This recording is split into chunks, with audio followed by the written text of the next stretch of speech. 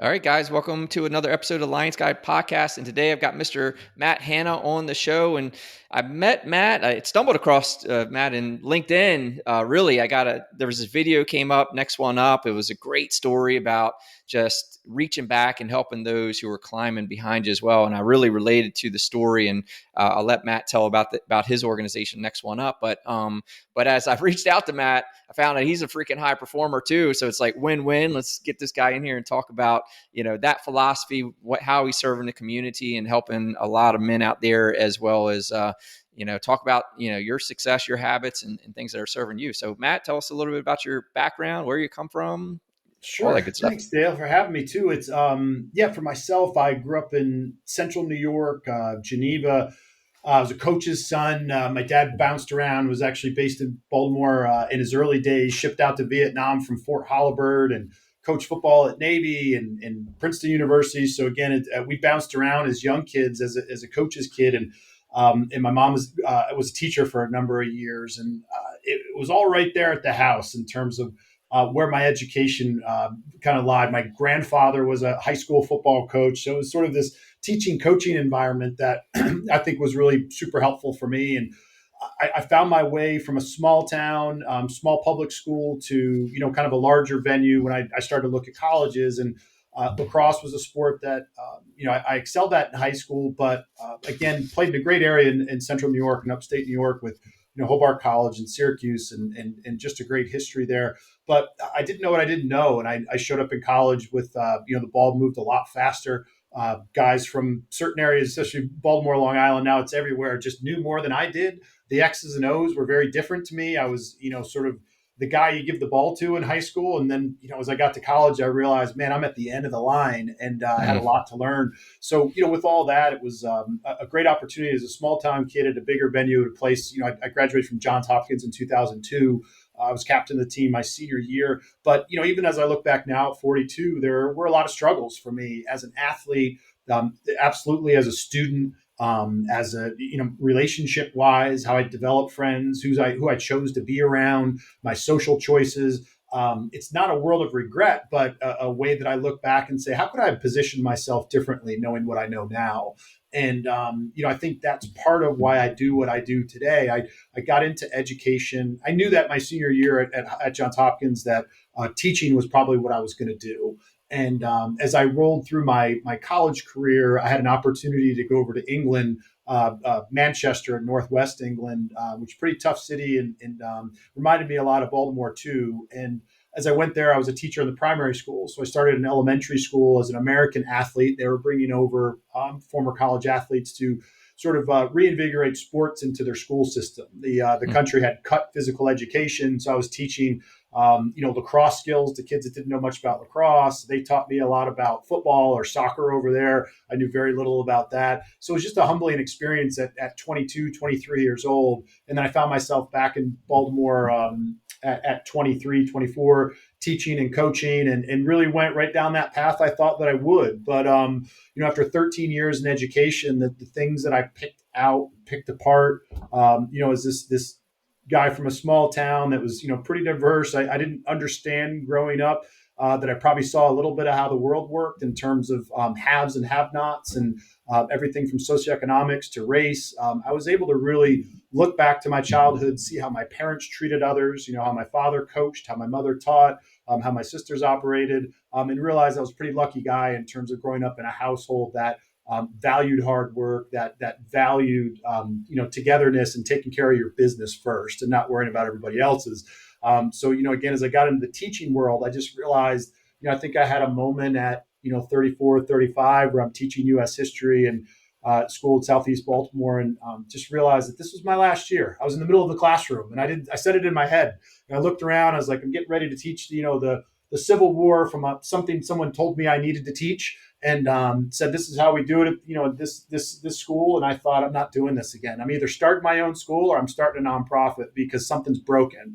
And for me, it was about what students do after school, on the weekends, during the summer. So that's how I arrived where I am today. And it's been a blessing. Next One Up's been an organization that really is near and dear to me because it was born out of this frustration and also born out of what I was lucky enough to gain as a young person through my family and my upbringing. Again, not knowing the education I was receiving until it was time for me to apply it to something. Right, right. Yeah, man. And you, I think I saw on your bio that you sent me over, like you went on to play Major League Lacrosse as well. Yeah, and so I had a teaching stint. My wife had worked for a company for Under Armour out of Baltimore for a long time, and she was transferred out to Denver, and it was a great opportunity for me to work at a new school. And then I was drafted by the Denver Outlaws. I guess it was about 24, 25.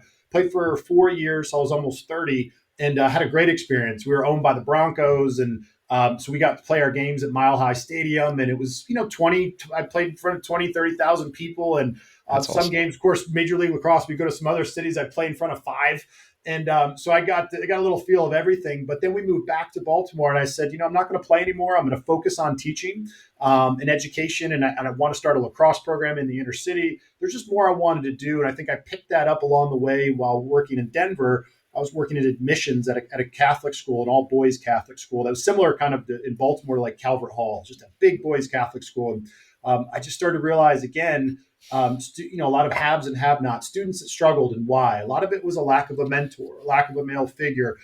Those kind of things started to really get my wheels turning of, how can I make a bigger impact outside of a school system? And so the lacrosse education for me to play at that level, and to be honest with you, Dale, too, I walked away from the game as a guy who went to college. I left for a year, injuries, depression, going out too much. It was a little bit of everything as a young kid from a small town. When things didn't work out, when I wasn't a starter, it wasn't about me whining that I didn't play. It was a broken foot surgery, a broken hand surgery, a broken foot again. This depression started to kick in for me in college, and I really was sort of a shell of myself for a long Mm. time. And so my last year in Major League Lacrosse as a super low draft pick, I made the All-Star game and played with the best players in the world. A lot of them were buddies of mine. They're like, Matt, it's pretty cool that you're here right now. In college, like you just didn't hit your ceiling and you were injured or this, that, the other. And when I hit that All-Star season, and played in that game, that was it for me. And it wasn't, I had to prove that to myself that I was as good as anybody at the game. And it Hmm. took me till my late 30s to do that. And having just played in the lacrosse tournament this weekend with a bunch of over 40 guys, in a good way, like I just feel the same. I can play ball, and it was just one of those things. Like the game was always there for me, but the mental got in the way of everything. My social choices, nothing tragic as much as in 1999, 2000, for a 19-year-old, depression was not something you spoke of. Hmm. And I didn't know who to talk to anyways. I didn't understand that there was support systems for it as a small town guy, and colleges didn't have those resources. So somewhere in all of this lies this mental health challenge that I struggled with and continue to at times, like a lot of us. So I think there was a big reality for me that sports were really important, but there was an accomplishment I wanted to make in professional lacrosse, which was not to make the All-Star game, but to look around the field at a packed night with the lights on and say, I belong here. Yeah. Right. And that was that moment for me. And that was it. And for any athlete, for me, and you as a military guy, and I know an athlete as well, the next thing I did was I went to a bar in Fells Point at 30 years old and bumped into a guy that ran an MMA gym. And he said, "You done playing lacrosse?" I said, "I need something." And he said, "Come see us." And I showed up that Monday, and 14 years later, 13 years later, I've never stopped. And Yeah. it's just one of those things that I needed to grind. And I think I missed that. If I could talk to my college self, I'd grab myself out of bed and say, "You got to grind, brother." You got to. I mean, and I don't know, man. It's just our instinct. Like, especially doing jujitsu. I've done jujitsu since I'm 31, and it was that. It was this, like, the ability to kind of release and go just get after it in a way that, because otherwise all day I'm sitting, especially in tech, obviously very white collar, clean environment. I'm not grinding. Like when I came up small town, I grew up chopping wood, mowing lawns, landscaping, like outdoor hard work. And then when I joined the Marines, obviously there's a lot of physical aspects there, but I was a tactical data Marine. So I learned tech. So it was a lot of tech. I wasn't out toting machine guns and all that stuff. It was mostly tech. And then that became my career as well. But jujitsu, man, it comes in like fills in the blanks. I always joke and say, the office was so much easier after I'd just been like virtually choked to death, that morning, just puts things in perspective, like, what really matters and doesn't, where you stand. I don't know. It's There's a hard to teaching explain. tool, right? And we all need those teaching tools. And I think I spent my time as this educator giving information, and we all need to receive as well. And I had explained that to a couple of buddies this weekend, and they still looked at me like I was kind of weird. Like, what are you up to now? And I said, well, I've been doing this and that, but I got into jiu-jitsu now, and there was nothing better than, I think I talked to you about it too, of just being a white belt. And I don't Yeah. want to be one for very long, but I'm standing in the back, and you know what, Dale, I'll tell you this too, is last week they started handing out, I've been at the jiu-jitsu piece, the striking in Muay Thai. I've been 11, 12 years now. And with the jiu-jitsu, 2 months, they handed out last Tuesday, for some of the white belts would, their next degree, a little piece of tape for the belt. Yeah. And at the end of class, it was awesome. It was the best thing that could have happened. It was like being a kid again. I stood there and I felt, I keep my mouth shut and I just show up and I work. I'm not an ex-pro athlete or anything. I just show up. And, the owner of the gym was there, and I can see, and I said in my head, I'm like, they're going to hand some stuff out today. And I've been at it for 2 months showing up. And the best thing that could have happened was two other guys walked up. And I'm like, well, they must be calling me next, just in my head. And then class ended. And you know what I did was I never show up at the 6 a.m. class. I always go at like noon on my lunch break. The next morning I showed up at the 6 class. I'm like, screw you guys, I'm getting mine. And it was one of those things that just was the best motivator. And I don't think there was a strategy to it. I probably am not good enough yet. And so it was one of those things, I didn't get picked. And what was I going to do? Like go up to to a black belt and say, hey man, where's mine? Or I'll see you tomorrow morning. Yeah. And I think that's what I needed to sleep on was, if you didn't get what you want, are you going to go get it? And I think my 20-year-old self wouldn't do that. So having this teaching tool of jiu-jitsu, and, even today I'm rolling with this black belt, and I could tell he's just like, come on, man. Like, dude, I'm just trying to be an athlete. And it's humbling in that, like, I'm pretty much wasting this guy's time right now. And so with all of that, this experience I'm going through now is awesome. And blue belts, whoever, I'm giving them hell. But when I get up to some of these higher level guys, I'm like, all right, man, I'm just going to try really hard and see what I can pull out together after 2 months. But it really is important for anybody either struggling or trying to find what their purpose and passion are, is if you're not doing something hard and you're not doing something where you're at the end of the line and you need to get to the front of the line, then you're probably not going to learn. And I wasn't getting that going to Planet Fitness, Yeah.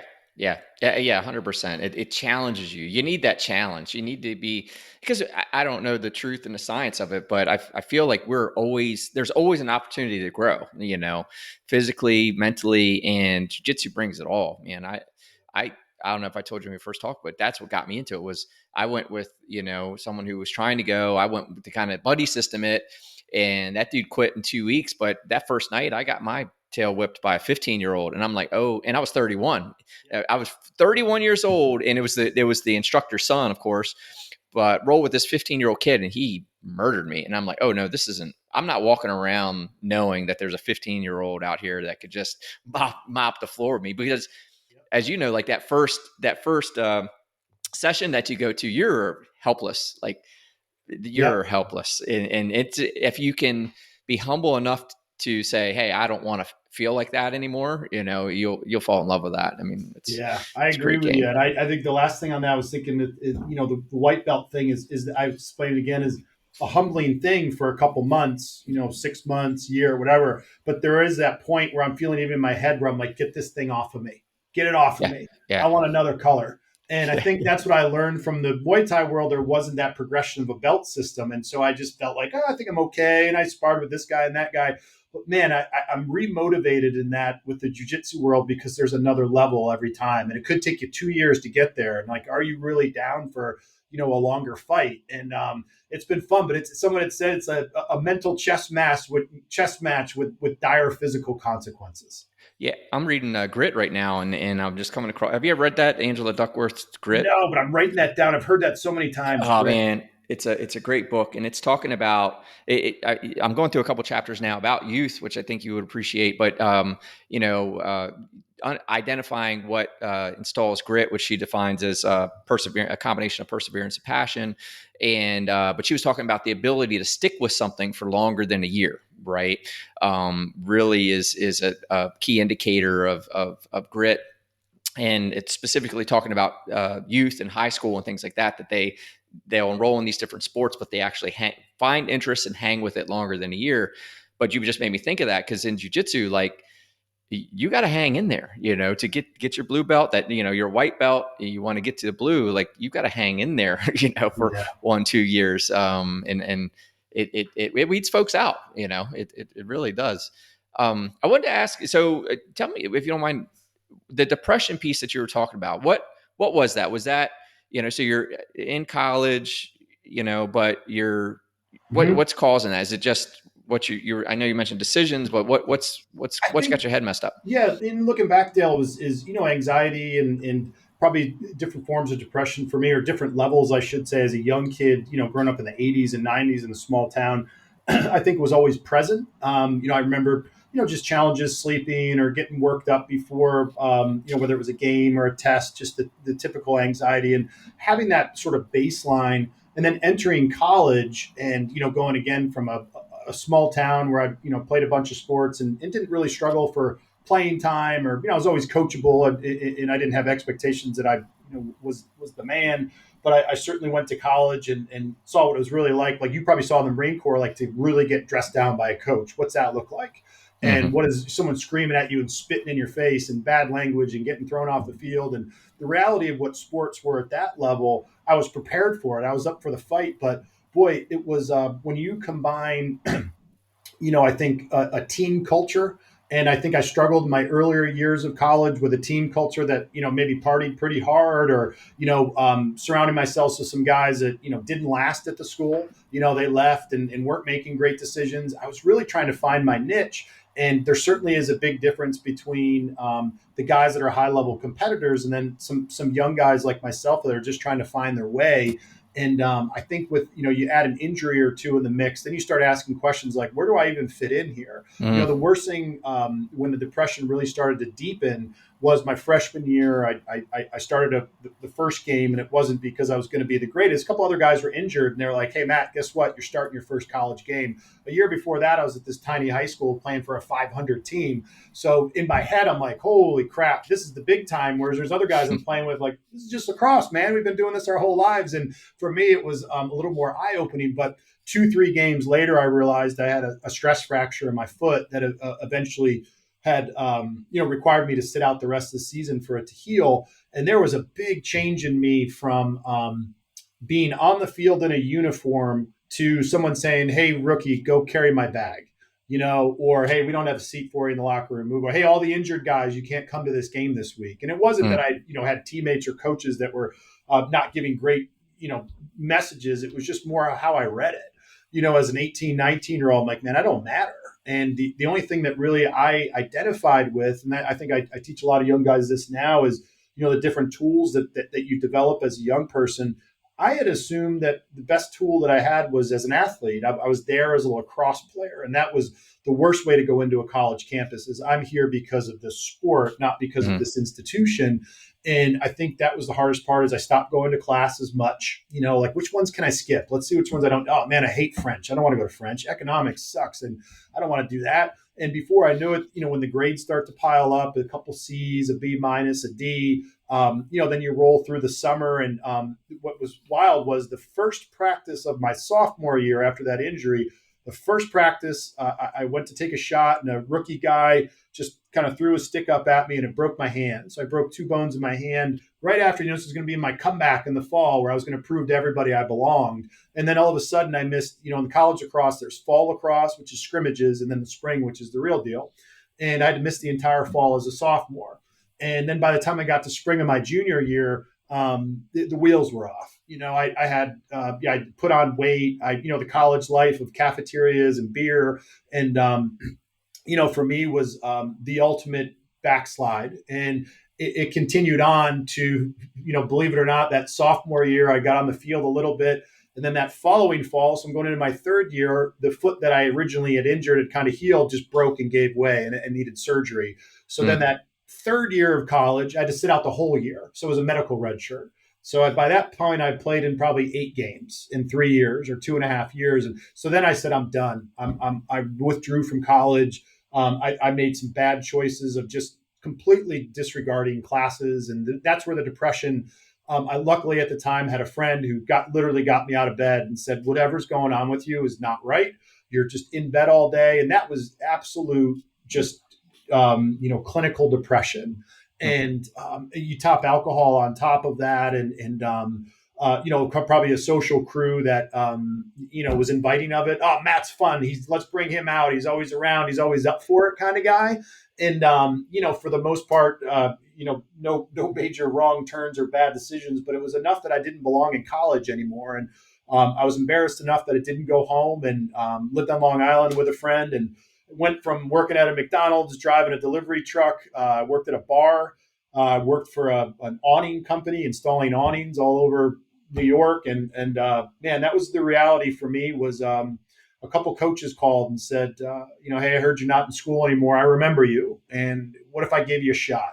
And a couple schools gave me a shot. Two of them didn't even let me in. And then we saw your transcript and we realized we can't do anything about it. And by the final one, Johns Hopkins had given me a shot and said, hey, we got a door that's open for you, but come to summer school, get good grades. They set a little bit of a gauntlet for me. And I was there my junior year. By my senior year, I was captain of the team. As my coach had said, I'd gotten more votes than anybody else on the team. And it was for me, I think was a character thing for me, a personality thing. I had learned to love myself a little bit more. I learned that I was given a great opportunity. But one thing I absolutely couldn't shake, Dale, was the fact that I never looked my depression straight in the eye. And so I was still who I was. I was at Johns Hopkins performing at a pretty decent level, but still at the same time, looking back on it, I was a kid. That kid needed help. And my coach was wonderful, and others that, knowing, hey, Matt's got a couple struggles. But man, as a guy who I think I'm pretty tough, I didn't want to share that with anybody. I just wanted to go to practice, work hard, and be like everybody else. So it was real, and something today that exercise and challenges for me. And like we're saying with Jiu Jitsu or anything else, I feel like I manage it really well. Not perfectly, but it still exists with me. And it was something I realized, yes, I'm probably wired for this. And to be honest with you, makes me a far better mentor. And it's a bit therapeutic to know that there's times where I'm really hurting and I'm talking to a kid that's hurting, and I can relate a bit. And, I think that's been probably the best blessing and a challenge at the same time, is when you're born into something like depression, or, you sort of acquire it through experience as you go. There's some dark days. Yeah, I've heard close friend of mine, Jay Teague's Do Hard Things podcast say this, because he says, hey, my life of personal development and my focus on this is to keep the bad away, because he's gone to PTSD, he's battled alcoholism, deep depression, etc. And I believe even suicidal at one stage. And he goes, my focus on this and being the best version of me and continual growth and all that is, I've got to be looking that direction, because I can't. Otherwise, it's that the darkness catches up to me. And, so he's living a life of, personal development and helping others for those reasons, right? Because he always knows it's right there behind him. So he's just heads down, focused on, being his best, period. And it's awesome. I mean, it really is. And I think, when you get touched with that stuff, I mean, and the reason I even asked you about it, because it's one of these things, I think it's another one of these topics that just isn't talked about enough. I've had it, man. I've been there, I've been there, and for no good reason, but I didn't have anything going on. I just knew I was in the poopers, but because sometimes what way I heard it from Jordan Peterson on one of some content from him, it was like, sometimes you're depressed because there's an event, but other times it's truly a serotonin deficit. There was no event and you're down. And that was really me. I had the world going for me, but I was just depressed and I had no solution for it. And, no one would have ever known. No one would have known. No one. I was still getting after it, still doing everything. But, but my wife was like there for me. She knew, she could see it. Like I would be out of nowhere. It's like just crying for no reason. What's wrong? I don't know. I have no clue what's wrong with me right now. And I think it's just, I wanted to go there because it's like a lot of people, like you say, are experiencing it, but they're not speaking up. They think something's wrong with them. No, man, a lot of people go through it, go find help, go talk to your doctor, talk to someone, talk about it, get it out there, because there is help there. You got to do something. If you do nothing, nothing's going to change, and I so. agree with you, and I've become, I guess, more engaging with people, especially, whether it's interesting or weird or not. Is besides my family I just finished with this trip with my college teammates, and I talked to the hotel before I left to book it again. I took my son with me, and it was just a great special time, and I just had a really good experience there. And I said to the folks, you think about right now post COVID, who's dealing with the most crap, and you look at the service industry, coffee shops, or a restaurant, going to get food. People are complaining everywhere, and I took a lot of time to tell the folks at the hotel how special that trip was and the experience that they provided me. And you don't know what people are going through. No. No. You know, and you got to keep that top of mind. Man, it's the world. Hey, everyone listening, the world doesn't revolve around you, man. And everyone's going through something, regardless of what you're going through. Just at least pretend the other person on the other side of that register is going through something as bad or worse than you, and treat them like you want to be treated. Go back to the golden rule, man, because you never know. Yeah, this is high time for that type of stuff. And people are complaining because things are 20, your meal takes 20 minutes longer to deliver and get to you at the restaurant or whatever else it is. And, for the most part, for me, it's, I just couldn't be more appreciative of people. And it is really understanding what people have to carry. And Yeah. it's intense. And I think that's the education tool for me with depression is understanding, identifying that others probably struggle as well. And can I be a resource to people? And most importantly, try to figure out who needs a hug once in a while. Yeah. You Yeah. know? And do you think, like, the cause of it was, I was trying to figure out as you're telling the story, but I'll ask you your opinion on it. Was it that you had such high standards for yourself and you weren't meeting them, or was it that you were not being congruent, like the decision making stuff, like you weren't being congruent with the standard you had for yourself as well, right? Aside from being on the sideline, you're also doing the alcohol, the partying, and all that stuff. Was it either or both? Like, what do you think was really like pulling you into the Yeah, dumps for about it? me, Dale, I think it was there's a bit of me being wired a little bit in that looking back to like high school and my earlier days, I remember looking back as like an elementary and middle school kid and dealing with depression, like thinking about those moments. Man, I was a heavier set kid. I was tall and sort of big for my age, and man, I went through all the teasing and I still think of sort of a little bit of what nasty things people had said to me, and that was my motivator as an athlete. Was I'm playing football, basketball, anything else, and getting bigger, faster, stronger. And to kind of answer your question, is I think a lot of that depression, anxiety, absolutely existed for me, whether it's family related or just was sort of the baseline I was born into. But it certainly exasperated or was exposed when I show up on a college campus, and all of a sudden you have to not certainly prove yourself again, and I wasn't rolling to campus like, well, I'm the man and everyone should realize this. It was more of like, man, I have to really reset, earn my relationships again. And to me, I really lost my way in understanding, great people, surrounding myself with guys that made great decisions. And I certainly, I don't have guys like, well, I hung out with all these guys who made horrible decisions. I just ran with the pack.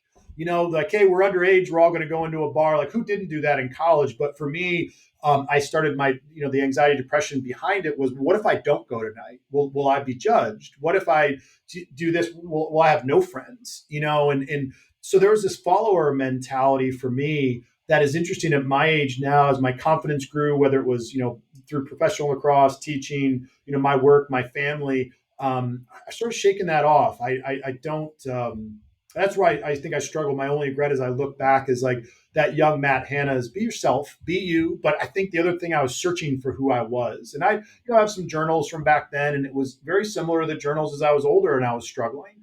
Was, why do I do this? Or why do I, whether it was, staying out too late or being underage and, hanging out and partying. I don't think it was by any means outside the realm what any college kid does, but I do have high expectations and I could have been better.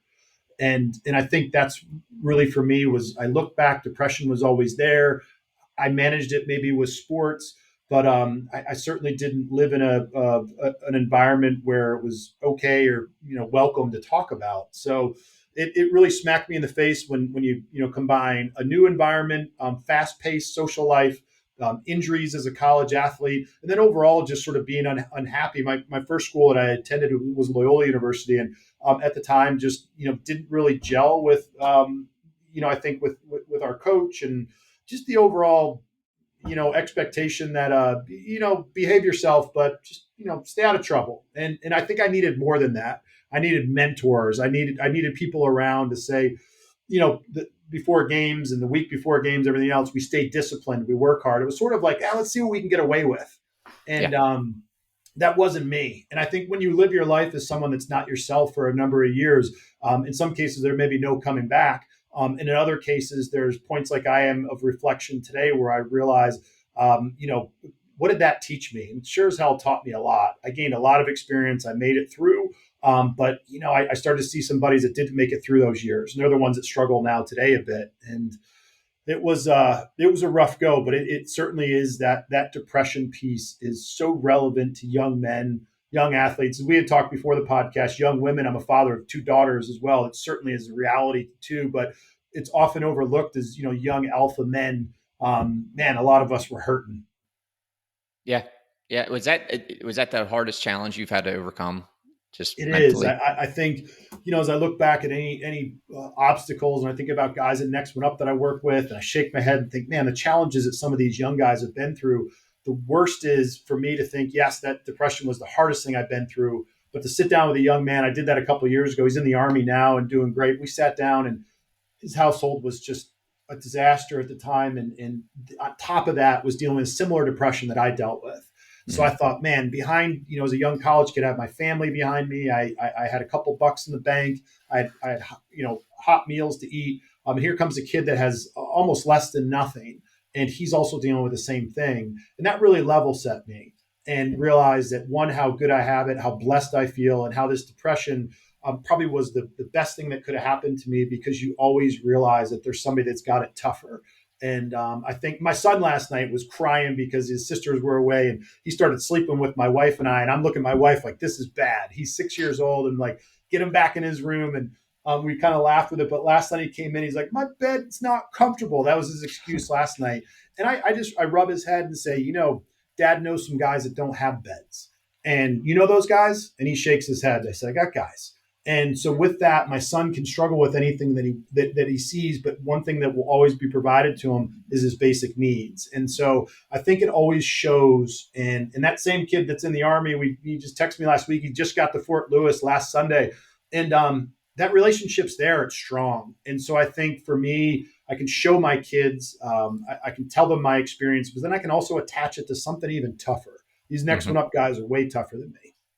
Oh yeah, yeah, definitely. They've come through it. I think I highlighted in the article you sent me. It was the thing, like, they share the similar purpose, which is accepting that the hill still must be climbed, right? Like, they're born in these dire circumstances. And I highlight that. I was like, I got to turn that into something, because that's awesome. Like, that's the truth of it. Like, the hill still needs to be climbed. And I Yeah. love that. I mean, it's It's always powerful. there, and it's a big one. And I think at 42 now, as I talk to these young guys, like, it's hard for them to understand. And you're not supposed to get it at 20 years old, but man, there's a long, long stretch ahead of you and some clouds that you can't see through. And it's easy to say, hey, this is the easiest time of your life, but every moment can be the toughest. And I think climbing these hills and having this young man or others or my son to be able to pull that next guy is going to be really important, because it's one of the only ways that I'm able to do what I do is take a look at, like, who could use me today, Yeah. Yeah.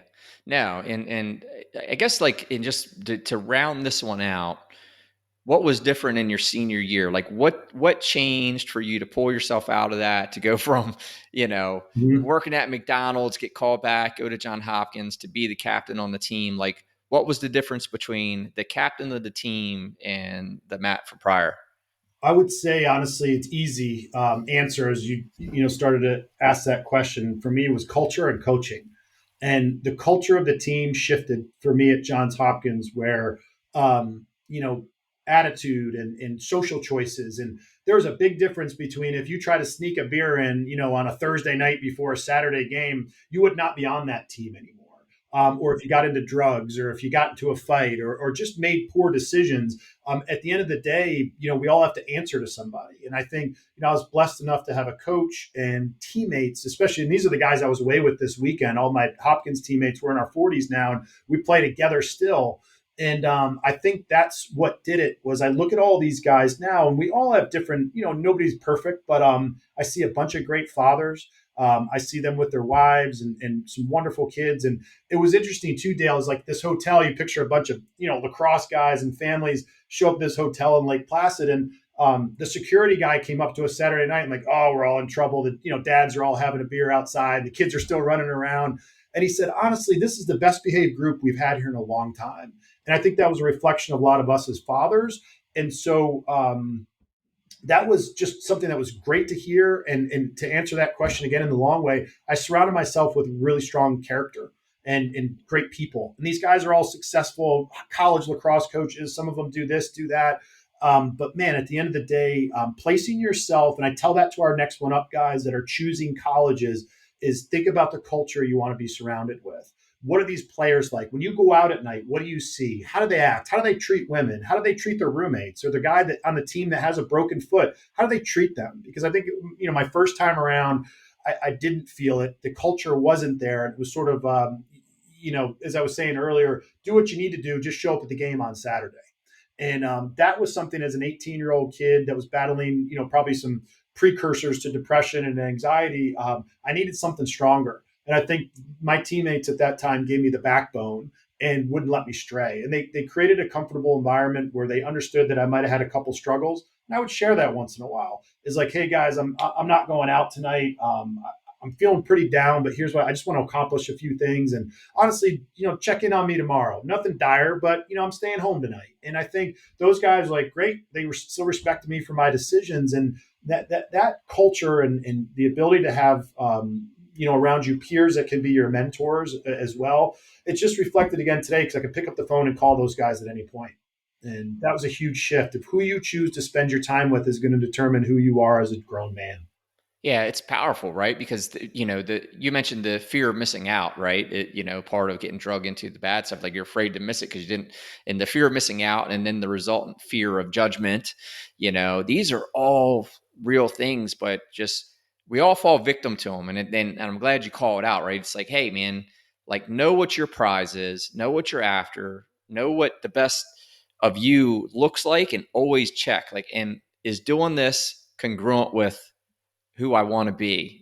Is it serving me? Because you're right. Like you want to surround yourself with those supporters or partners or whatever that, that are on the side of your potential, right? When you said like the coach wasn't tolerating the beer on Thursday when you got a game on Saturday, like that goes, you had a coach that was on the side of your potential, not, hey, do what you got to do. Just be here Saturday at, 0900. It was like, now, if you're going to be on this team playing at our level, this is how we do. And like always holding you accountable to the standard, that's awesome. Yeah, That's awesome. I was lucky to have that happen. And I think for any young person, you attach yourself to a college environment. You got to answer to somebody, whether it's a club or a sport that you're playing or a professor or anyone, or even in the work world. If you're 18, like a lot of next one up guys, and go out into the work world, who's your first boss, and who's at work really watching out for you. And I think that's, there's a lot to be said about that. I don't know if we're developing enough mentors, in our society. And that's the hard part, where it's such a culture of me, that it's few and far between for guys to find. And that 18 to 25 demographic needs as much love and support and attention and mentoring as they can get. And if you're not getting it, it makes for a rough road. Yeah. And let's dive in the next one up. So what took you there? Like, how did that end up your thing? Good question. I could go all the way back to my youngest days of, growing up in Geneva, New York, and seeing the small public school system. I had some friends that did quite well in life, and others that really struggled. And I was really lucky enough to, I said this to a friend of mine, who I just talked to him yesterday, and he, was an athlete with me in high school, and grew up, single mom as a black male in a town that was, more than predominantly white. there wasn't, as I talk to him, I say, hey, say to Richie, like, how many teachers do we have that look like you? And I already knew the answer, zero. And we went to school K through 12. How many coaches did you have that look like you? Zero. And as we go through this, just a little bit of a guy like him modeling, his father wasn't in his life. His mother struggled and actually had cancer when we were in high school. And as he took a look at that too, we start to break down a little bit more of like, what does it take to create that model of growth for a young person? And a lot of it is just seeing not just a race conversation, but seeing people that you feel come from where you come from in positions of success.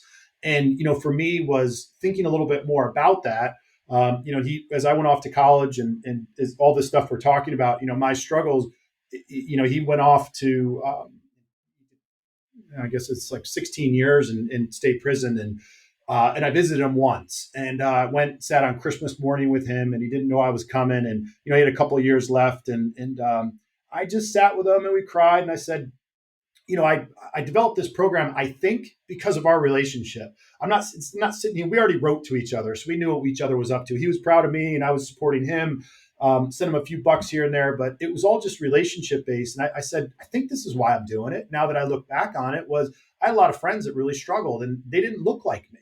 And I had parents that had an open door at their home. And so it was these real relationships from growing up, where I saw a lot of reality. But then I'm, thrust myself into the classroom, and then all of a sudden these memories pop up again.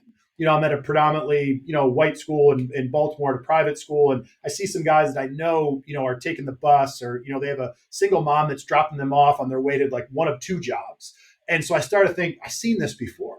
And to me was, how can I be a support system, just a little bit. But, then I got out to Denver and I was the admissions director at this great Jesuit school out there. And I love my experience at Regis Jesuit. And it was, it's Denver. So at the time, there's a predominantly white population at this school. And I would have families that come in, I had just gotten there from Baltimore. And so it wasn't a very diverse town to me.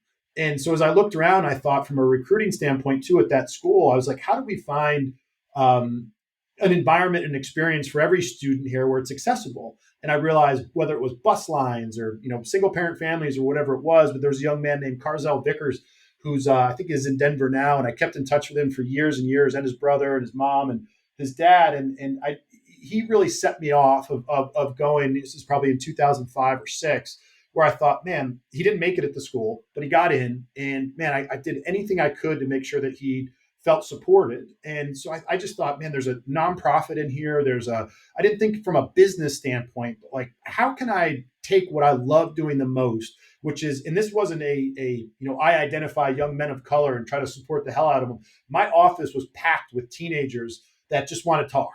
I'm like, hey, that guy, Coach Hanna, he's all right. And when you go in his office, I had this, nice admissions office that overlooked the lobby, and they would just sit on my couch, and a mom would call and say, hey, my son's battling some depression. I don't know if you know anything about that. Of course, in my head, I'm like, send him in.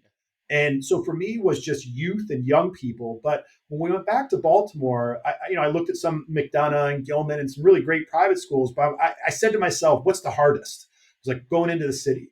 Go to the city and go to schools that struggle. And I found a great school there that I worked at. And that's where everything started to really pop was, I was coaching basketball and coaching football and lacrosse and a few other things. And I realized that this is now the playground where I'm going to help my young men develop. I don't think I had an agenda as much as I still have, on my shelf here, nonprofit for dummies, how to start a nonprofit. And so I'm sitting in my classroom in between teaching history at like 30 years old, like, all right, so I need a board, how do I ask people that? All right, I need a 501c3. I need to call a lawyer. So I really did piecemeal all this together with no money. I was, making next to nothing. And my wife was busting her butt. We're living right on Eastern Avenue in Baltimore. And I just, next one up started to grow a little bit because my classroom door guys kept coming in and said, hey, I heard these guys are signing up for something that you're doing. I'm like, yeah, I just call it this, call it next one up. And, we just meet on the weekends and play basketball.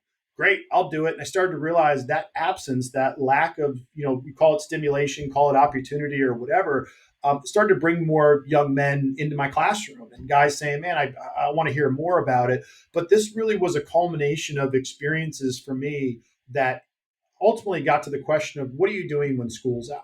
Because I think that was the most important, whether when I was in college or elsewhere, somebody needed to ask me that question. Like, what are you doing Friday night? You're going to go out, you're going to drink with your buddies and then feel like crap for the next 4 days, or are you going to get better? And so I think for me, some of it was very relative. And as I said, my friend from high school who I still keep in touch, he's working full time and raising his son. I just sent his son a bunch of lacrosse equipment, and that relationship's really strong. But I think he nods his head and says, I know what you're doing. And you were always doing this. He thinks I'm kind of nuts. And he said, even in high school, I used to pick guys up for football, and it was a lot of the guys that didn't have rides. And I wanted to win. And so I didn't pick up the guys that were black. I just picked up the guys that I knew weren't going to get there. And so then when I'd show up in my mom's caravan and, bring them to practice, I started to gain some, sort of respect of a lot of different guys. And I think, it's very therapeutic to share that because it was, there's a lot to it. I think what made me was experience, and again, as we were saying earlier is, I could Google all this and I have a call tomorrow morning. She's, probably a wonderful person, but it's like, could you tell me how you do what you do? Well, get ready. I'm going to tell you, how impossible it is to do this crap sometimes. And there's days I don't want to get out of bed and times where we move backwards. And, we have 12 freshmen in college right now. One of them's already kicked out. The other one just tore his labrum, his shoulder. So he's back home getting ready for surgery. And another one that couldn't figure out how to get to college because his mom's car wasn't running. And so it's those kind of things where I'm constantly troubleshooting for guys. And I said to a young man this morning, he called me and I read the letter and said, "You are not coming back to our school." And I called him and he said, "Yeah, I'm devastated." I said, "Man, I've been doing this for a long time. I'm not calling you to get upset with you. I don't get angry at guys. I'm going to ask you, what are you going to do next? Are you going to get up? Are you going to pull yourself together? And where are you going to be next semester?" So I think, the earlier days of me, like, man, what the hell? How'd you let this happen? And that sort of stuff to me, I started to realize this long term, that young man needs a relationship and someone that cares about him. And I think that goes back to my friend Rich, who probably didn't see that as a young guy and probably would attest to that. And so I think, during the toughest times in some programs, a kid could get arrested or a kid could get kicked out of school. Well, then you have to leave our program. Like, I'm going to bring you so much tighter into this sphere that you're never going to let go. And, that's, I think today, being a problem solver for others is something that I guess I stumbled into. That wasn't my ultimate goal. It was like, get guys to college and create successful stories. I just realized there's a whole bunch of other landmines that you hit on the way to that. Yeah, no, and it's awesome. I mean, I love it. And it's, kind of one of the things I wanted to ask you, and I think you've touched on it a few throughout that. But, you said you do this to serve the unmet needs of these young men. And the question I'm going to ask you now is because I want the listeners to hear what they are so that they can open their eyes up to that. But what are the unmet needs that you see that these young men in our communities need of these mentors and the community itself, the coaches, the teachers, what are these unmet needs that they can be served with? Yeah, and I break it down whether it's for staff or in these kind of conversations too. That in the way I boiled it down, and it, certainly through books I've read and conversations I've had. But like, what the simplest way to take a look at breaking apart a young man's life, especially in Baltimore City, is home, street, school. Those three things. When I pull information out of each one, if those three things aren't working in sync with one another, then you're going to hit some roadblocks. And that's okay because I think all of us could probably attest to having all three of those things as I explain them in order is pretty difficult. But like that home piece, I'll use one kid as an example, and he's doing great in life. Is we had a young man lived on the east side of Baltimore, and he lived with his mom that had some struggles, some health struggles, some employment struggles. And the house was a little row home that I think had at any given point 5-6 people living in it. Smoking, so the kids there, breathing in secondhand smoke, things have popped, he brings home a new PlayStation and someone steals it. He dealt with a lot of drama at home. But at the end of the day, a wonderful mother. That's that home piece is what's going on in your house. Are you in foster care? Is there physical violence that you're witnessing or that's being impressed upon you? Alcoholism, drugs. So as you can see where I'm going with that, if your house is not in order, that young man, when he walks out the door, and this kid went to Archbishop Curley, nice Catholic school over in East Baltimore, and walks out in his, shirt and tie, ready to go to school, we probably would make assumptions of like, this kid's on his way. He's got some good stuff going on in that house. Actually, he had to rise above what was going on to be able to get out. The second step for him is when he walks off his steps and he walks down those marble steps and he looks right and he looks left. What do you see? Do you see abandoned houses? Do you see homeowners? Do you see flowers in the window? Do you see drug dealers? Do you see a Starbucks on the corner, a bookstore, a coffee shop? All those things, especially in Baltimore, a lot of places, are indicators of what your street is providing you. And, I'll never forget dropping a kid off at home in a neighborhood a couple blocks away from there. And, I couldn't get off the street. People blocked my car. And, it was one of those moments as a young maverick, mentor. I was like, man, there's certain streets you don't need to be on. And I started to pick guys up and I'd look at addresses like, all right, man, the car is not going to stop rolling. Get out of your house and jump in, because respectfully, I don't belong on your street. I'm throwing off things. People are looking at me like, why is he here? I look like a cop or whatever it might be. I started to read into it, not be offended, but be respectful. And so when I take a look at street, that's the second one. Is we haven't done this, Dale. We have to an extent. We've got some interesting data points. But how many of our guys have seen violence take place and have seen someone lose their life and have seen gun violence?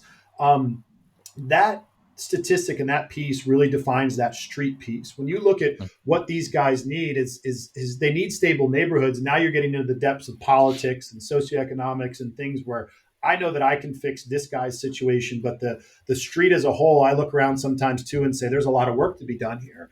And sometimes it's, successful neighborhoods, have home ownership. So next one up, we're really pushing home ownership for our graduates. Not even that, we're investing next one up money into these down payments. And we know that that's one, whether it's faith, we're not a religious based organization, but anytime you see a street that has a really strong church on it, and how kind of America began, there's faith based towns that had a steeple in the middle, and that's where you got what you needed, in terms of your faith and community. And then, so that third one, school, is where do you attend every day?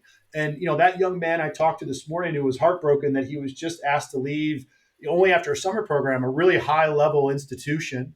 And he wasn't ready. And he was a product of the public school system. And he was top of his class. He was close to valedictorian. I don't want to say he was. I know he was in the top 3. And then he goes off to school just to a summer program and he couldn't cut it. When we talked on the phone today, he said it was a little bit of his effort, or a lot of his effort, I'm sure. But we also talked the relevance of one going to Baltimore City public schools and being off school for over a year and then having to roll into college. So, I don't knock the schools, but they struggle. When you talk about when you walk into your school, what's for lunch? That's one of my first questions.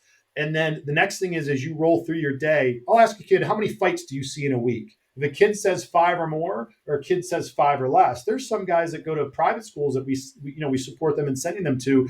They might see 1 fight a month, if that. And so when you take, that view of violence during your day, the frustration of challenges in education, when school is out and you go to practice, does your coach care? Is he there early? Does he expect everybody else to be there early? All those little life lessons that a school can teach you and that should be teaching you, I realize is broken and is not, the trajectory is not moving upwards. So I break those 3 things apart with young guys of home, street, and school to really figure out, what's missing here and what can determine this kid's success. Because we do have young guys that live in really stable homes where they might have a parent that's a homeowner. That matters in so many cases, like a lot of us, because we put more time into where we live.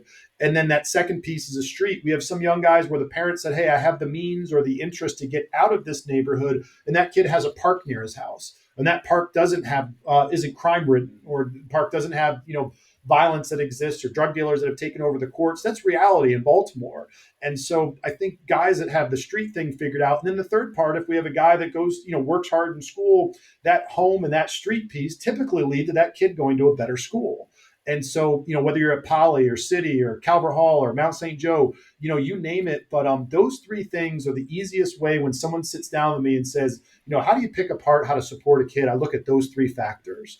And some of them I can't fix, some of them I can. But there's situations in each of them where we've, I've troubleshot, try to figure out what I can do. And that kid I started the story with, Isaiah, is now at, university, and he dealt with getting on the bus and getting from his house to Archbishop Curley and home every day. And he's a neighborhood kid, but man, he had to see some BS and some tough stuff. And he's now at University of Maryland Eastern Shore, and he's got his pilot's license. He's in the aviation school, and this is a kid that had never been to the airport before until he got to college. So like how we create these narratives is you got to tell me what you want, and then I want to get it with you, not for you, but I'll get it with you. You want to be a pilot?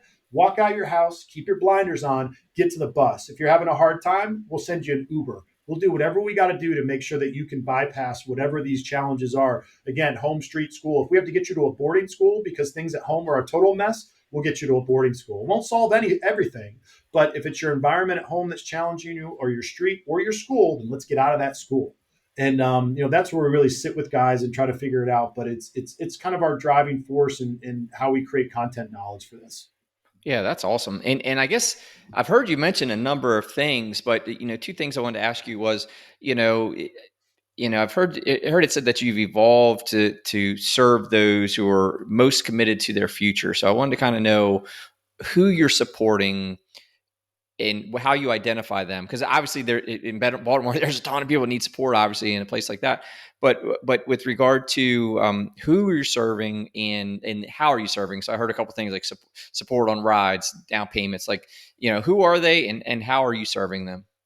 Yeah, for our guys, it started with me as a teacher, where I was teaching predominantly young Black males and male and female. But as the program started, I focused on young men for a lot of reasons. One, because the statistics can lead you that way, that young men need a lot of support. But also, it was my comfort level as a young teacher working with young teenage boys as opposed to girls. And I also knew that sports was a bigger carrot for a lot of young guys in the city. So I took my angle of what made the most sense to me as an individual. And I think as we look at identifiers for our guys, it's pretty straightforward. Now we have these boxes to check, and typically there is a baseline of a single parent family, income. We ask those questions. We do it in more of a familial setting where it's not like do you make less than 30,000 a year? Check this box. It's more of like sitting down with mom or dad, or mom and dad, or whoever's in the house saying, what's going on, and where you work in, all these kind of things. So we just get a better picture of what we need to do to support. And so with all of that, it's school relationships. We have schools that we go after. There's some that are in neighborhoods where I love it. I'll sit around with my staff and say, hey, let's hit this neighborhood. We know it. Let's look at that school because I've heard that this school is struggling. I guarantee there's some great young men in this school. So a lot of it is finding opportunity. And when we do that, oftentimes really, zip code determines so much in Baltimore. When we look at it where a kid goes to school, it often is a zip code situation. We look at an area of town where we know there's high violence, or we talk to folks in the community to say, hey, this school could really use your help. Now, we only go in and really recruit one or two young men. But at the end of the day, the boxes that they check is, how bad do you want it? If we offer a program, will you show up every weekend? And what we often find, the determining factors typically are one of two things or combined: a really, really strong figure at home who says, and I've got one specifically, I talked to the mom today. We have a great young kid, Akil, who's highest performing student that we have. And his mom used to push him out of the car on Sundays because he didn't want to come. And he says that even now. He was and I took him to a camp last week. I was like, remember when you were a freshman and you couldn't stand it? He's like, oh, coach, I didn't want to do this at all. And, opportunity is now opening up for him. So sometimes it's just a strong parent. The kid didn't want to do it, but she made him come, and eventually she made him like it. Now he loves it. But the other piece is that young man has to have some sort of drive, something in him that gets him out of bed on a Sunday morning. And our program runs on Sundays for a lot of reasons. One, because it fit my life, but two, because I know it's the worst day of the week to want to work. And so I would get up at 7:30, 8, say goodbye to my kids for a Sunday, and deal with other people's young people for a day. And but at the end of it is, as you were saying, topics or words like grit. Show us how bad you want it, and I'll give you a playing field to do it. But at the end of the day, whether you're successful is not whether or not there's a super strong parent at home. That just can be a great factor in it. But I also have guys that don't have that strong force at home, and it impresses me even more that they have that personal drive at 14, 15, 16 to get out of bed. So I'm inspired all the time. And, with all that, the details of the guys we take. Now, our program, although we don't advertise as such, we deal with 100% young Black men. With that, everybody's hurting. And I think for us, when we look at young people and young teenagers, my life mission and what I'm really looking at professionally and with Next One Up is we want to make sure that this is an everybody program in the sense that we know who makes it through for us. And oftentimes we've had kids from higher socioeconomic brackets that have shown up at Next One Up and they're not interested. And it's okay. One of the reasons is because they home street school. They got a basketball court in their driveway. They've got their own bedroom. They have internet at home. They have their own laptop. So for guys that it didn't work out for them, it wasn't a race or anything else. A lot of it was just socioeconomic. Hey, I've got both my parents. We live in a pretty solid place. I go to a school and everything works out. Home street school did not check out for that kid. So that's what we really see. But, with all of that is we want to sort of in a lot of ways diversify the population of young men that we have. But the reality is in Baltimore City, where it's 70% plus African-American population in Baltimore, we know who's coming. We know the guys that we're getting. And I always, sort of joke that, we're going to see guys come in that don't look like these guys pretty soon. And we welcome it. But it really is at the end of the day, if that young man, no matter, white, black, Hispanic, can check those boxes of home street school, and there's a struggle within there, there's a chance that our program is going to be a great receptor for them. Awesome. I mean, it's awesome. And what are some of the things that you're doing? Is it specific things, but it sounded to me like a lot. I won't go so far as say you'll do anything, but it sounded like you were saying, hey, man, we'll do anything to get them point A to point B or to where they want to go. And I love and to take a step back.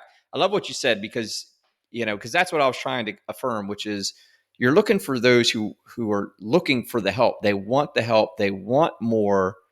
They're driven to get more, and you're giving them the help to get there, right? That sounds like a screen, right? Like they're like the world's against me. It's not me. It's everything else. I can't do like that mindset versus like, hey, this is where I want to go, and you're stepping up for them.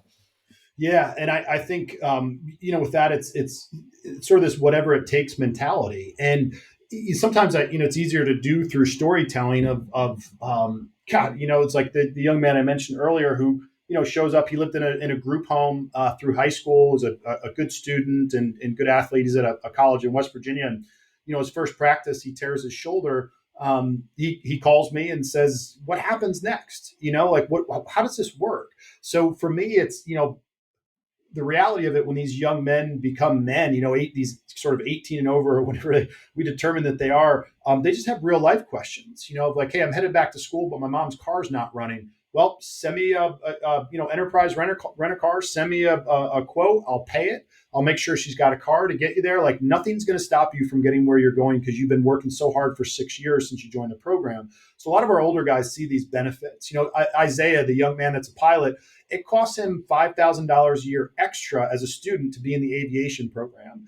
And luckily, there's an organization that hosted a golf outing, the One Small Step Foundation. Ran a golf outing and they donated the money to us, and immediately we knew what to do with it. It was like $4,800. Turn that money around and give it to Isaiah. He needs to go to aviation school. And he got that email last week and it was like, you guys just keep showing up. And we know that we do because we know it'll get him where he needs to go. But I could walk you through really quickly a day. Say this summer with Next One Up, we run our program at the Gilman School. They've been good to us. It's centrally located. It's got great fields, and we're working on our own facility now in Baltimore that we can really have the keys to every door. We're working on that. But a young man comes in at 9 a.m. He checks in. There's a host of classes that they'll run through. This summer was bicycle mechanics, where they're taking bikes apart, putting them back together. So there's an engineering piece to it. Then the other was drones. So these guys, and it's on our Instagram, some other things, these guys were doing a drone program, which is great as we're trying to get tech really built into what we're doing. Then a lot of it was we sort of called life skills, which is, sort of fatherhood, manhood class, where a lot of guys are learning how to deal with themselves in the environment that they live in the schools that they attend. There's college counseling, high school counseling to make sure guys get where they need to go. But financial literacy is a big piece for us. And we're starting a investment club next year so that these guys can understand at an earlier age what it would take to be financially sound and what that vision looks like for them. So it really is almost like, a guy like you or myself, it's practical, practical skills that you can apply to the real world. We're not doing, and I always say that to my staff is like, can we, we're not doing, I hate saying it because we've done some good stuff with it, but it's not poetry's in English and all that stuff. Math is so important, but how can we do it in a format that it's exciting? And so, we've had some great teachers that have had guys, write letters to themselves and write letters to us and others. So like it has to be something where a kid says, I'm doing this with purpose, not because you told me to. And so I think our education, I said way earlier, is I was either going to start my own school, which what I understand costs somewhere between 90 and $100 million to build out your own school physically. So I'm not going to do that. But the other is the nonprofit side of things where I realized I could make an impact. And, I think that's the biggest factor for me was figuring out, where I can make this impact with guys. And it's been, every day is different. I just said to someone before this call is, all our freshmen just arrived on campus. Now my phone's ringing. Nobody called me for a year. Now everybody's got something that needs to get fixed. And so I just think we can build this better into our education of our young guys. So this kid's not like, oh, hey, what do I do? I just got thrown out of school. Like, well, here's the next step. I'm not going to get mad, but we're going to map out the next 6 months. And so I think when a guy really wants to receive that information and not disappear, all goes well. And they just like my struggles in college, you just got to realize that's just the first step, the first stumble. So it's been really interesting, but we also have this proof of concept with these older guys now that just say, look, hey, seventh grader, I'm Isaiah, I'm 20 years old. Stick with this program. I can't explain to you why, but you're going to see it and value it when you're older. And I think I'm not there yet. I think when our guys are in their 30s, I might feel the relevance of all of this. Yeah, no, that's awesome, man. And I would just want to honor you for what you're doing, man, because I mean, it's a big need. It's kudos to you, dude. I love it. What advice would you give that young man, right? Like, where do you come out of the gate? Like, what are you telling them? What do they need to hear? If I'm making sense here, like, what do they need to hear most from your experience, right? What are you telling them? Yeah.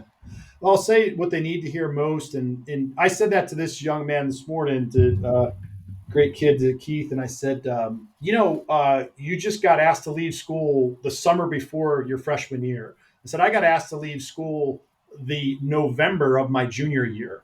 So my experience versus yours, I said, you got everything ahead of you. And I even told him, like, no school's going to even see that summer transcript. You're going to be good. You're way better than 19-year-old Matt Hanna was. So I think I could work you through this. And he was receptive to that. I think so. One, I met him on his level. And I think maybe there's an understanding of like, well, there's Coach Hanna. He probably has done everything right. Why? Because I'm, the head of this organization. I might be the head of it because I've done a ton of stuff wrong. And so the advice I'm giving to him, one is using a very calm voice and letting him know, I always want to make sure that he wants to call back.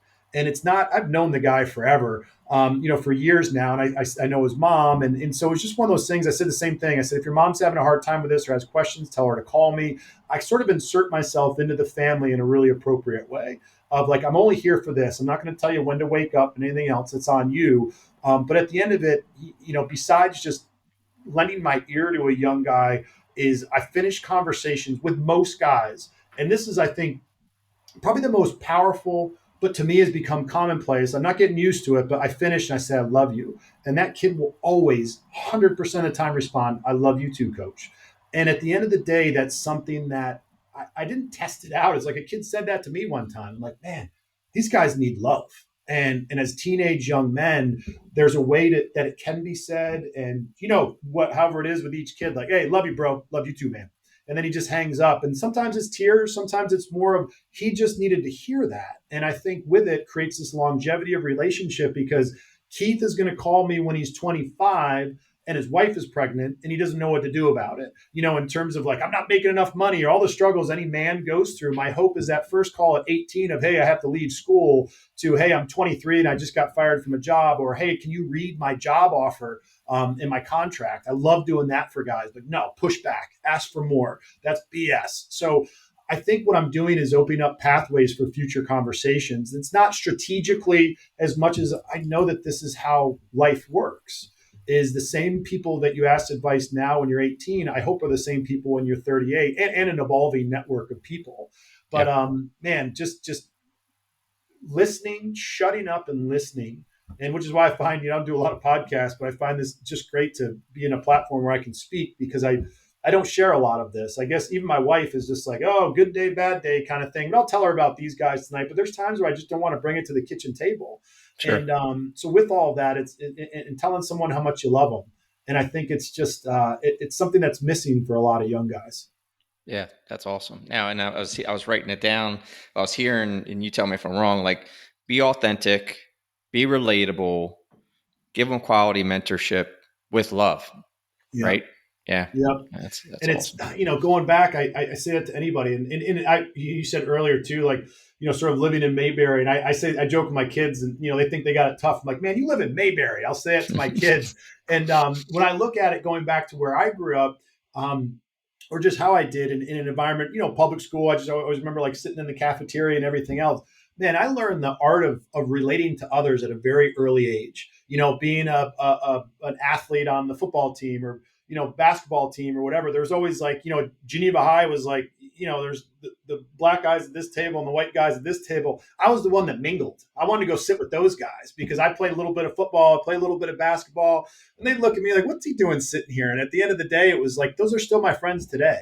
And so I think sports really bind people, and similar probably with you, Dale, the military, anything else, so much goes out the window when you have a shared experience. And so when I go to war on a football field or a lacrosse field or a basketball court with these guys, that was the environment for me. When I talked to Keith or his mom, is, you pointed out of really connecting in the appropriate way. I don't really struggle with that. I'm not saying it's easy for me, but I've been doing uncomfortable stuff since elementary school. Being put in remedial math, and I was in there. Rich and I still joke. That's where I met Rich, was in remedial. We always knew each other, but we really became friends when I was in sixth grade and he was in seventh or eighth grade. And there's another guy in the remedial math class with Mr. Fitch. And we just joke about that all the time. Like, man, it was perfect. This other guy had this, it was the early 90s. He had like metal hair. And imagine being in seventh grade and he had a tattoo in like 1990 of like a skull on his arm. So like nobody had tattoos then. This guy, I still remember, his name was Jeremy. And he sat to my left and Rich to my right. So here's like rock and roll white guy. And then Rich from the projects of Geneva. I looked around, I'm like, I better damn well figure out how to get these guys to like me quick. Right. And it was fun. My sense of humor or whatever it was, making jokes, being a clown, but I found my angles in a way to be relatable to people. And so I was tested early and was lucky early, but I also, with my own children, luckily Next One Up kids are here. There's another one coming, staying with us next weekend. Sometimes guys are on the way to college. I'm like, hey, you can crash here. We had a kid that lived with us for several years. So my kids are blessed in that they've seen others in our home and in our experience that don't look like them. And it's just commonplace. It's just sort of normal for them. But I think as they get out into the world, they're going to realize, like, crap, my situation was a little bit different. So I fear, I worry, and I struggle with some parents who don't know how to expose their children to everybody. I don't say how others live or anything else, but just to everybody. And I think we live in a world of camps now. And, we all sit in our camps and can't figure out whether it's, Baltimore or, you look at city schools. We have guys in city schools in Baltimore that also probably haven't gotten to know people that don't look like them as classmates in their entire high school or, K through 12 education.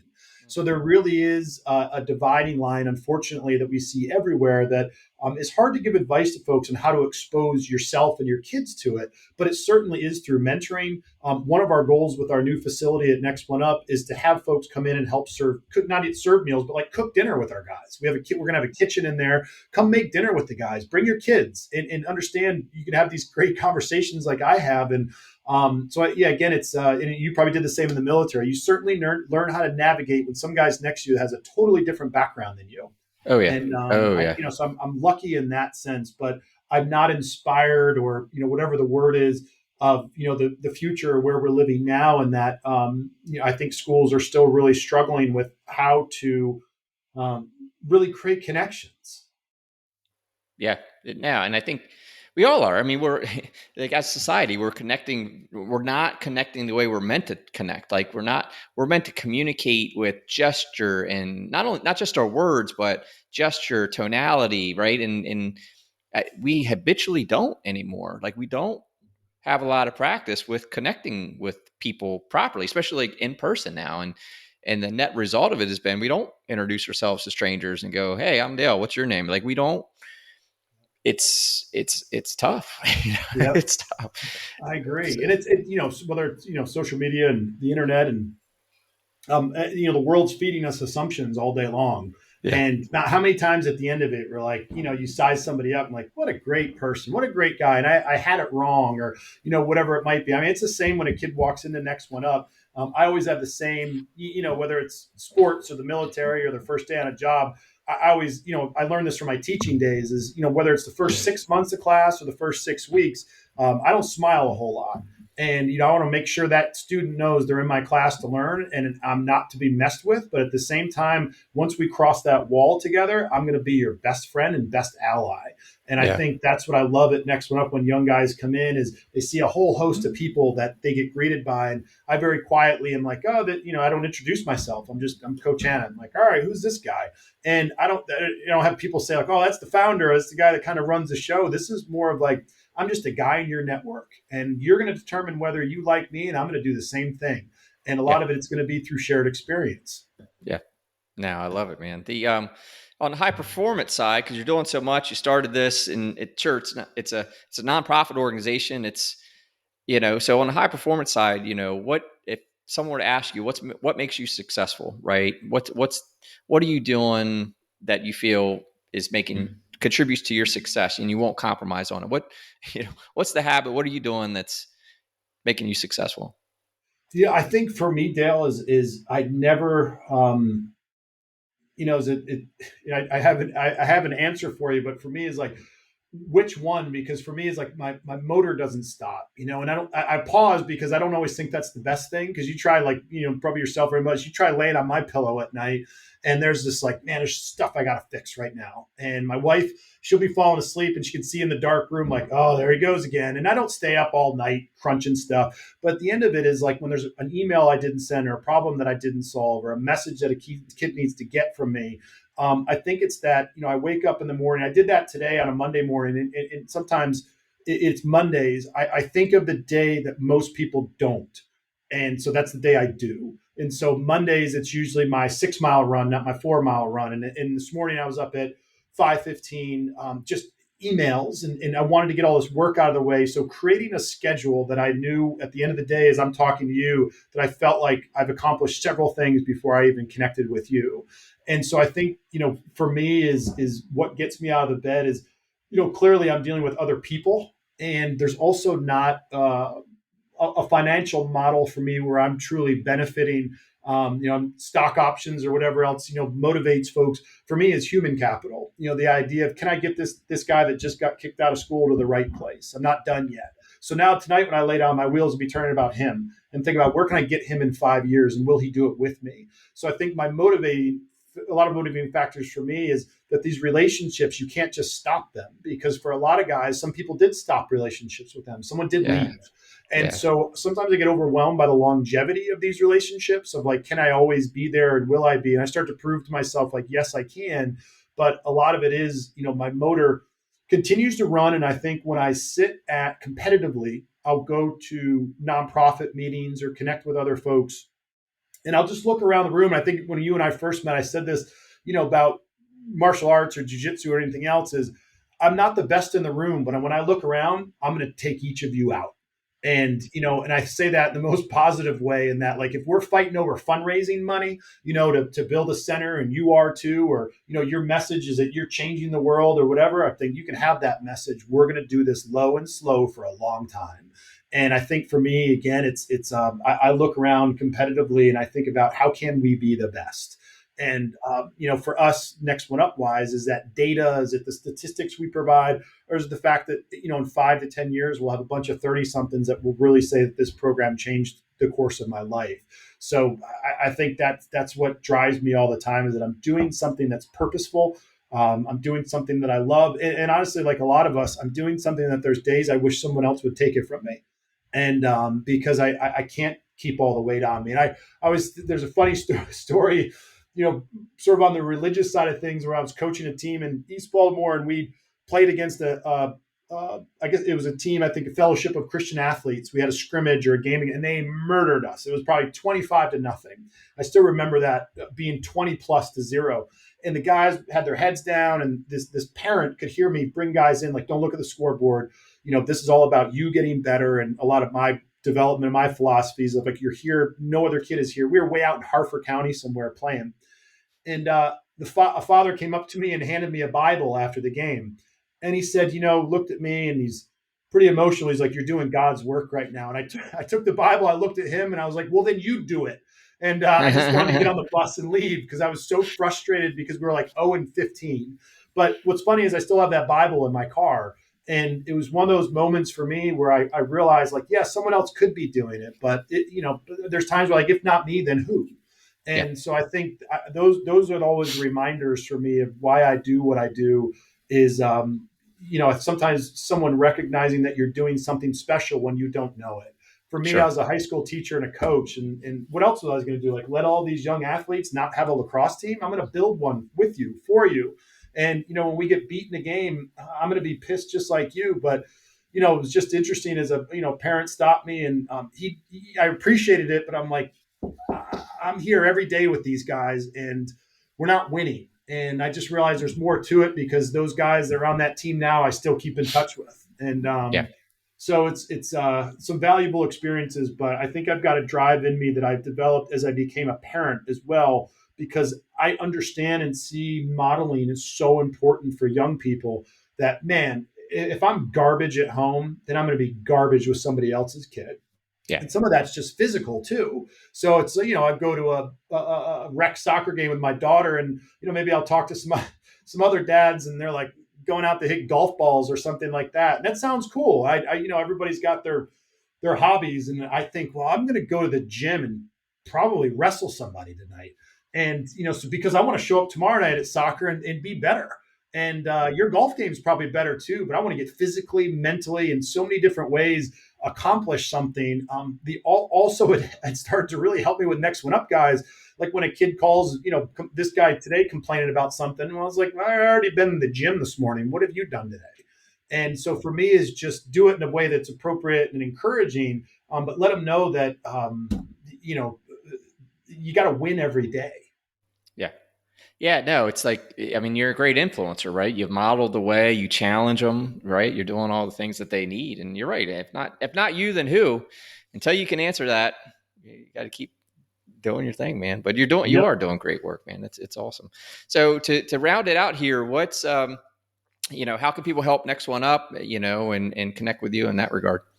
Yeah, it's gonna be great. We're nextoneup.org is the site, and we're having some fun times right now. We're going through the rebuild of our website, and we're going to launch in September a capital campaign to build out our own facility. So there's some folks that might have the means or interest in saying, hey, how can I impact this building? And how can I help curate an experience for your guys? Through some connections, whether financial or any other resources. But the other is, eventually, as that center opens, we'll be looking for mentors. And this is something we've never externally looked for mentors. We kind of do our own thing on our own. But with all this too, there's, the easiest thing anyone could do first is get to know about us and get to know our guys. There's employment opportunities that folks might have, and they can connect with our guys. We've got guys that, as I mentioned, Phil, who's in the Army, and we have a civil engineer at Whiting Turner, a guy who's a financial advisor at Morgan Stanley. We have a grown man who's a child psychologist at Kennedy Krieger. He's the first guy in our program with a master's degree. It's just a great mix of young guys, and they all need something. And a lot of it is just human connection or resources. And so with all of that, it's not as much as a call to action in terms of fundraising, but it's always helpful. And on our website, one of the best things folks can do with nonprofits too is, rather than sometimes that big check, is there's monthly giving. That when I talk about, like, Isaiah or this young man Litre that had to get a rental car to get out to college, we look for that monthly support to create a little fund for us that's discretionary. And so that's a big impact for us too. But there's a number of angles, and I think our website and our social media, Next One Up, will help people really figure out maybe where they fit in. And our website's pretty informative, and my information's right on there. It's matt@nextoneup.org is the best way to reach me, and I love connecting with folks that are interested in our mission. Awesome, man. I love it. Well, it's been an honor to have you on, man. I'm really proud to have met you, and someone that's just given so much, and for, again, like you said, just giving love and mentorship to these guys, because that's what they need most. So it's going to, this message, I hope it serves a lot of people. I know, well, it's going to serve. It always does. These messages always serve people, and and that's the thing, man. Look back, look behind you. Help that next one up. So Matt, thank you. Thanks for coming on the show today, man. I Thanks, love it. Dale. I really All right, appreciate it. all right, talk soon. All right, thanks.